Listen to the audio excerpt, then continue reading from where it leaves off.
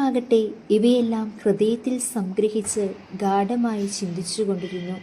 വിശുദ്ധ ലൂക്ക 2:19. വചനം ഹൃദയത്തിൽ ഗ്രഹിച്ചവളെ, വചനം ഉദരത്തിൽ വഹിച്ചവളെ.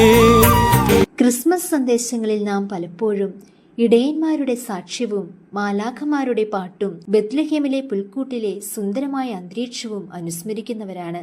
എന്നാൽ എല്ലാറ്റിൻ്റെയും കാരണമായ ഒരു പരിശുദ്ധ കന്യകാമറിയം, അതിൻ്റെയെല്ലാം നടുവിൽ ആ മാതാവിൻ്റെ ശാന്തമായൊരു ഹൃദയം.